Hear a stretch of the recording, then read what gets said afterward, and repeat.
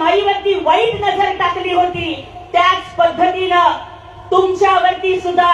बलात्काराचा गुन्हा दाखल आहे आणि मी देशामध्ये एकमेव असा उमेदवार बघितलाय की ज्याचे अपराध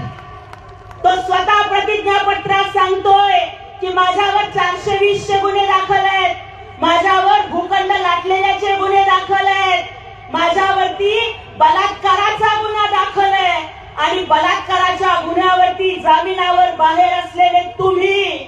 जिनी बलात्काराचा आरोप केला तिला तुम्ही तिकीट दिलंय।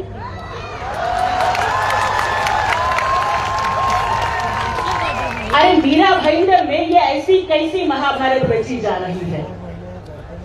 मीरा भाईंदर में ये ऐसी कैसी महाभारत रची जा रही है कि द्रौपदी और दुर्योधन एक साथ एक ही पार्टी से लड़ाई लड़ रहे हैं।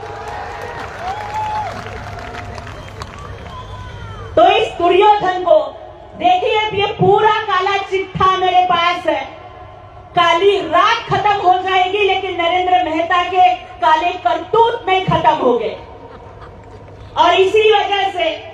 मैं आपको यहाँ पे कहना चाहूंगी कि एक तरफ वो अहंकारी इंसान है ज्यांनी सामान्याच्या घरावर दरोडा टाकला,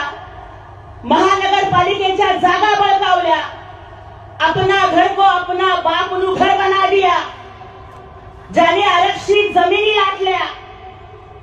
कि वो समझते हैं कि ये शहर उनकी जागीर है,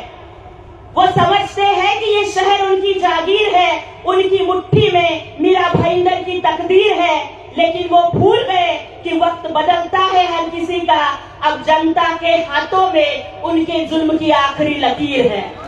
और जनता 15 तारीख को उनके जुल्मों का हिसाब करेगी। जे लोग आदरणीय सरनाईक साहेबांना भाईजान म्हणतायत तो याद रखो, हाँ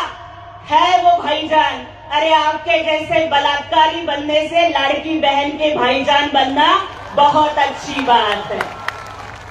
वो हमारे भाईजान, वो बजरंगी भाईजान है जो जुल्म की लंका जलाएंगे और बजरंगी भाईजान के तरह जात धर्म भाषा प्रांत का भेद मिटाकर इंसान को इंसान से जोड़ेंगे। वो मीरा भाईंदर के बजरंगी भाईजान, रावण की लंका जलाने वाले बजरंगी भाईजान हमारे प्रताप जी सरनाईक साहब है।